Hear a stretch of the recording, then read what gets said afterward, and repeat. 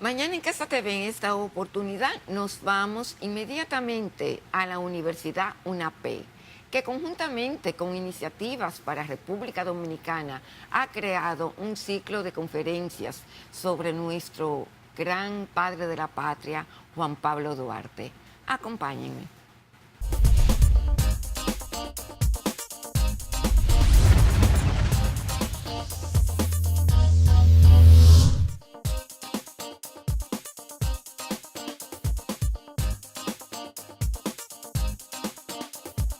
Gracias a nuestra amiga y colaboradora de siempre, Clement Forcadell, que retransmitirá este panel y los demás paneles que aquí se celebren a través de su programa Mañana en Casa TV por Telefuturo Canal 23 los sábados a las 9 de la mañana, así como por nuestros canales en YouTube y por supuesto nuestras páginas en Facebook, que quiero promover Iniciativas para la República Dominicana, a la doctora Helen Faber, a quien pido un fuerte aplauso, por favor. Dominicana que ama a su patria y que me consta su entrega junto a todo su personal involucrado en la preparación de estas celebraciones y las muchas más que nos esperan. Gracias a ustedes, estudiantes y participantes, que serán portadores en sus ambientes de lo que aquí aprendamos, con el fin de valorar, amar y defender aún más la bendición de ser dominicanos. Recordemos las palabras del patricio: vivir sin patria es vivir sin honor. ¡Que viva Juan Pablo Duarte! ¡Que viva! ¡Que viva! Las declaraciones que dio nuestro presidente en la cumbre de la CELAC, donde reivindicó la soberanía de la República Dominicana y el respeto de esta por la comunidad internacional, por lo menos por una parte de la comunidad hemisférica que se encontraba reunida en La Habana. Hablar de Duarte en el ámbito del derecho y la justicia, la vigencia de lo que él hizo, es entonces verdaderamente pertinente. Quizás de las cosas que nosotros vamos a evocar, cada uno va a evocar quizás un aspecto. Para mí lo que más me marcó, yo no sé cuántos de ustedes conocen el proyecto de ley fundamental de Juan Pablo Duarte. Efemérides Patria lo está regalando en una edición que es preciosa. Y yo creo que vale la pena que ustedes se lo procuren, porque ustedes van a ver en ese documento, en ese proyecto de ley fundamental, que no fue finalmente la Constitución que se materializó el 6 de noviembre de 1844, pero ahí están los grandes principios y vamos a percibir a través de justamente de ese proyecto de ley fundamental un Duarte jurista, un Duarte constitucionalista, un hombre de Estado, un gran visionario que va a poner en nuestro ordenamiento jurídico principios que son principios fundamentales que nos visitan hasta el día de hoy. Este documento es de una trascendencia enorme porque ha marcado el pensamiento político dominicano desde los inicios. Y como dicen algunos autores, algunos historiadores, el pensamiento de Duarte y las influencias que lo nutrieron se pueden verificar aún más en las mismas declaraciones y las mismas posturas de sus propios adversarios. ¿Quiénes fueron esos adversarios? Por una parte, los dos de los más grandes entreguistas que nosotros hemos tenido en nuestra historia, Buenaventura Báez y Pedro Santana. Ellos no creían en la viabilidad de la República y Juan Pablo Duarte, esa era su profesión de fe. Creía en la soberanía y en la independencia. Y en su proyecto de ley fundamental, desde el artículo 2, él habla de esa noción de soberanía. Al hablar de la soberanía, él la convierte en algo, en una cualidad que es totalmente indisoluble de la noción de independencia y de existencia misma de la nación dominicana. Y eso es absolutamente extraordinario, que para su tiempo, para mediados del siglo XIX, él insertara ya principios que son positivados en el derecho internacional público en el siglo XX. Eso es decir, que Duarte tenía una visión verdaderamente a largo plazo de cómo él concebía el Estado y cómo concebía la inserción del Estado, además en la comunidad de las naciones. Esta noción de soberanía la completa el artículo 17 del proyecto. Y lo que podemos ver en esos textos, le voy a dar lectura al artículo 17 porque vale la pena, es que él estaba muy permeado por lo que fueron las ideas que circularon en ese siglo tan célebre, que fue el siglo XVIII, llamado el siglo de las luces en Francia. Él pudo nutrirse de las ideas de pensadores tan fundamentales en ese proceso que culminó con la Revolución Francesa en el 1789, como fue Jean-Jacques Rousseau.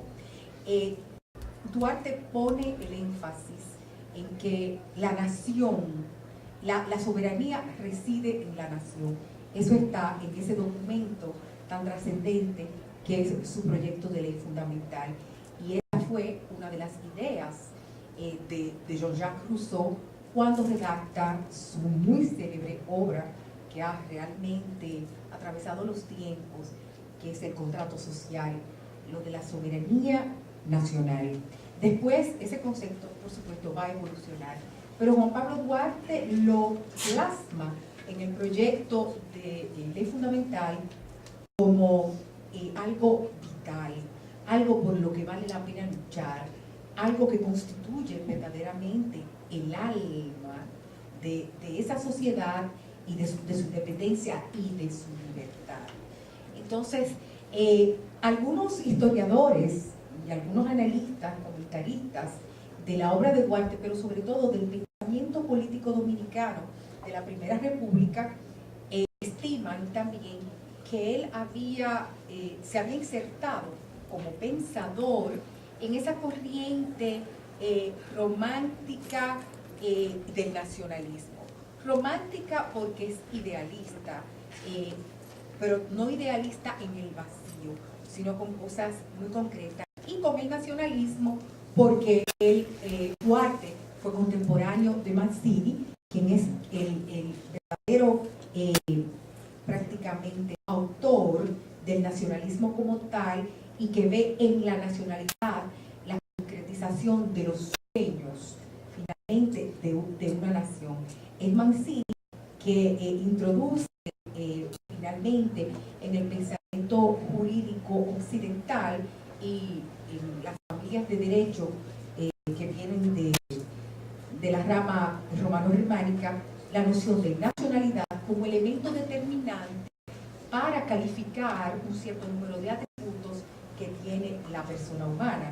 Es la nacionalidad que determina el estado y la capacidad de las personas, porque ese es el vínculo fundamental, y esta idea es la que yo creo que Duarte nos trasplanta en ese proyecto de ley fundamental. Yo quisiera tomar unos minutos para examinar el artículo 21 del proyecto de ley fundamental. Ese artículo 21 comienza con un acápite que dice, y que es característico de todas las constituciones dominicanas desde 1844, dice, de los dominicanos. No habla de la nacionalidad como acápite, sino dice de los dominicanos. Es decir, que a partir de ese acápite y ese artículo se van a definir quiénes son los que tienen ese atributo o esa cualidad de ser dominicanos. Y esa característica de hablar de los dominicanos es una característica de todas las constituciones de la Primera y de la Segunda República. Entonces Duarte dice en ese artículo 21 que son dominicanos los que han adquirido este atributo o esta cualidad por el nacimiento o a quien el gobierno les haya expedido una cédula de nacionalidad. Entonces, 2 puntos. Dice, son dominicanos por nacimiento los que por ambas ramas, de padre y madre, hayan nacido entonces de padre y madre dominicano. Aún dice el artículo en el numeral 1 que hayan nacido, los que nazcan por supuesto en el territorio nacional, de padre y madre dominicano, pero los que nazcan en los buques, que estén estos buques en alta mar o surtos en el puerto. Y él pone ese énfasis de que son dominicanos los que tienen una afiliación con padre o madre dominicana y ambas ramas. Entonces, el padre de la patria, desde ese proyecto, antes ya de que la República sea oficialmente proclamada, había insertado en nuestro ordenamiento jurídico lo que será esencialmente el modo de adquisición de la nacionalidad hasta el principio del siglo XX, en la Constitución de 1908, que es cuando se introduce en el ordenamiento jurídico de la República Dominicana el modo de adquisición por el nacimiento en el territorio. El padre de la patria puso el énfasis en el ius sanguinis, porque, sobre todo, influenciado por las ideas de Mancini, no podía ser de otra manera. Es en el hogar, es a través de la afiliación, es en la familia donde se va forjando el alma, se forja ese sentimiento nacional que es lo que le va a dar vida y va a animar ese vínculo que tienen los individuos con su país, con un Estado. Y él había soñado que su proyecto de creación de un país, él había soñado ese Estado-nación con unos habitantes que eran dominicanos y que tenían esa condición por nacer de dos padres también dominicanos. Nótese que en ese mismo artículo 21, en ese literal 1, nuestro padre de la patria inserta también una noción sumamente interesante para nuestros tiempos, pero que verla en ese proyecto no puede más que causarnos profunda admiración y reconocer que la personalidad de Juan Pablo Duarte no ha podido ser igualada en nuestra historia. El padre de la patria introduce en ese artículo 21 la noción de nacionalidad de origen, que es verdaderamente fundamental en el derecho, y sobre todo en el derecho de la nacionalidad, porque esa nacionalidad de origen dice en ese mismo siglo XIX, mucho más tarde, el Instituto de Derecho Internacional, que la nacionalidad de origen no se pierde ni siquiera con la renuncia. Entonces, eso es bueno que lo guardemos en mente para que sepamos que a pesar de lo que ustedes oigan, han visto escrito, de una campaña mediática verdaderamente frenética, hay personas que no, en nuestro territorio, que no son apátridas, porque tienen una nacionalidad de origen que está garantizada por su propio texto constitucional, y que esa nacionalidad de origen no se pierde ni siquiera con la renuncia. Se necesita un acto mucho más agresivo para poder poner en duda ese vínculo de la nacionalidad de origen, y es el que se tomen las armas contra su propio país. Así que nosotros tenemos garantizado que en nuestro ordenamiento la noción de nacionalidad de origen existe desde el pensamiento de nuestro padre de la patria. Y la Constitución de 2010, que es la que nos rige actualmente, en su artículo 18, dice que es dominicano el que es hijo de padre dominicano, de padre dominicano o madre dominicana, aun cuando nacen en el exterior. Es mucho más tarde, como ya les indiqué, en la Constitución de 1908, que el constituyente introduce la noción de la nacionalidad por el ius, o sea, por el nacimiento en el territorio. Eso tenía una consideración demográfica extraordinariamente fuerte. Ustedes saben que la República Dominicana estaba prácticamente despoblada. Se necesitaba poder atraer inmigrantes, y ese es el mecanismo que utiliza el constituyente y el legislador para atraer poblaciones migrantes fijadas en el territorio e insertarlas sobre todo a la nación.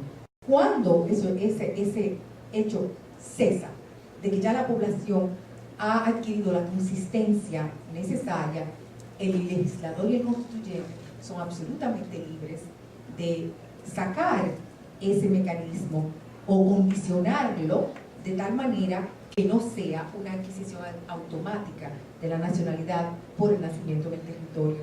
Es así como se ve en todos los países de la Europa continental y aún en el hemisferio. Entonces vemos que finalmente en estos temas que son fundamentales y que son además de una gran trascendencia en el debate actual, el padre de la patria ya había trazado las pautas.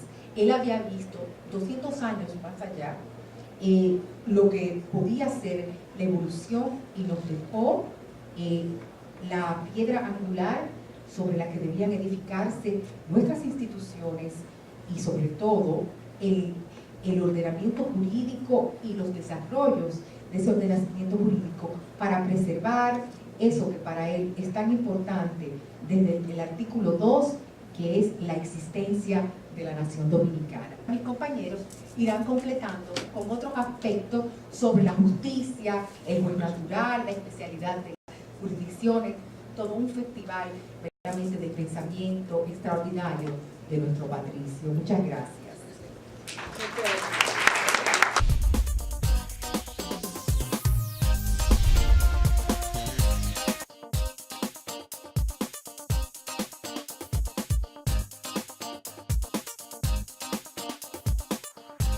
Mañana en Casa TV ha finalizado por la mañana de hoy. Gracias por la fiel sintonía. Hasta la próxima.